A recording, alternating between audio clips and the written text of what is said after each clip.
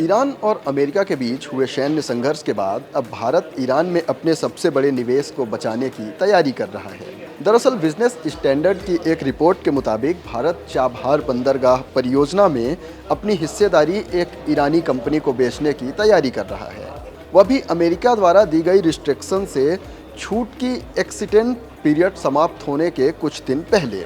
इस घटना से वाकिफ एक अधिकारी ने बताया कि इंडिया पोर्ट्स ग्लोबल लिमिटेड यानी IPGL द्वारा India ports global Chabahar free zone में अपनी हिस्सेदारी एक स्थानीय ईरानी कंपनी को बेचने का प्रपोजल तैयार किया है।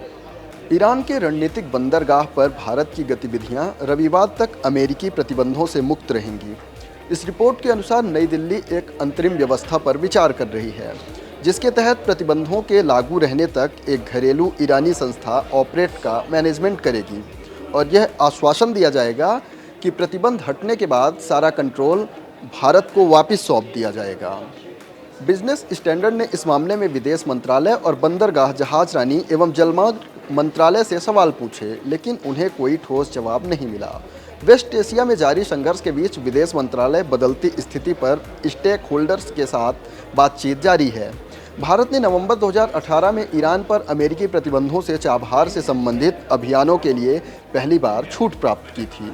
फरवरी 2025 में अमेरिकी प्रशासन ने विदेश मंत्री को ईरान को दी गई उन प्रतिबंधों के छूट में संशोधित या रद्द करने का निर्देश दिया था जो चाबहार बंदरगाह परियोजना से जुड़ी राहत सहित किसी भी प्रकार की आर्थिक या वित्तीय सहायता प्रदान करती है। अमेरिकी विदेश विभाग ने बाद में पिछले साल 29 सितंबर को 2018 में दी गई छूट वापस ले ली थी। अब समझते हैं कि चाबहार पोर्ट इतना अहम क्यों है।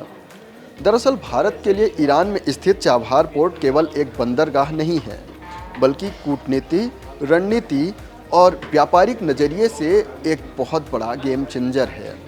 आसानी से समझते हैं।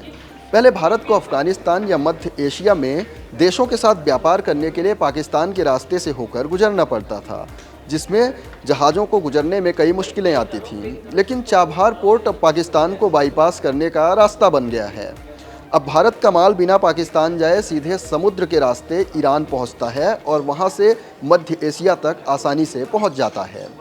भारत ने चाबहार परियोजना के लिए उपकरण खरीद में लगभग $120 मिलियन का निवेश किया है।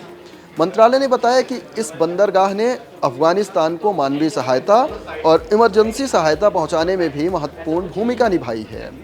2024 में भारत ने लंबी बातचीत के बाद ईरान के साथ चाबहार में एक टर्मिनल ऑपरेट करने के लिए 10 साल का समझौता किया।